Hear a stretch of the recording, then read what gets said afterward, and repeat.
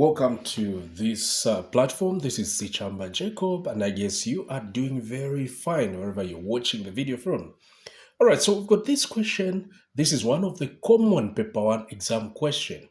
So they've given us the graph right over here, and it's passing at -4 as well as 0. They're saying find the equation of this curve, the curve that we're able to see. So to find the equation of the curve, the first thing that you need to do is to identify the points. So we shall say x is equal to -4, where the graph is passing at -4, and then we say x is equal to 0.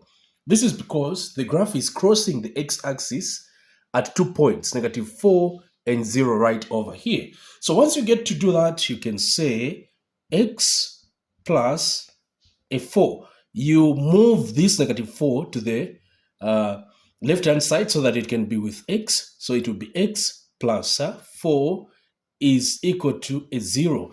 So I know most of you ask questions like, where is the 0 coming from? So there was -4 here and it has crossed the equal sign. We've remained with a 0 this side.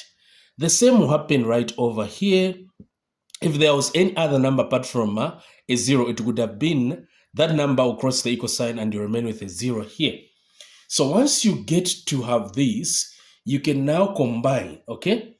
You get x plus 4, okay? And then you say multiplied by the x right here, okay? This x. So even if we don't put it inside the brackets, it's okay. So this is just x is equal to a 0. And once we get to have this, we can now multiply x times x will give us x power 2, okay? And then here we shall say this 4 times x, it will give us a 4x, which is equal to 0. We can happily say the graph here is y is equal to, now you copy what is here, that is x power 2 plus a 4x. This is the equation of the graph, okay? So the next thing here will be to find the turning point or coordinates of the turning point. So you can see the turning point is right over here. The graph is coming like this, and then where it's turning to go up, that's a turning point. And to find the turning point, we're going to say x is equal to -b over 2a. This is the formula we need right here to find coordinates of the turning point. So we can now get our graph or equation here. We shall get the given equation, which is y is equal to x power 2 plus a 4x, okay? So once we get this formula, we can now identify our a and b so that we use them in this formula to find the value of a at the turning point, okay? So this is the formula for finding the x-axis at this turning point. So we want the x-axis and the y-axis. So for the x-axis, using this formula, we can say this is our a, our b. So what is our b? Our b is a 4, of course. The number right over here where x is our b. And for a is the number where x squared is, the number in front. That's a 1.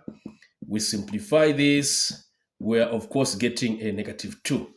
So at the turning point, the x-axis here is a -2. What about the y-axis? For the y-axis, of course, what we do, we just get the given equation, and where there is x, we apply the value, or we put the value of x, which is a -2, plus a 4 there, -2.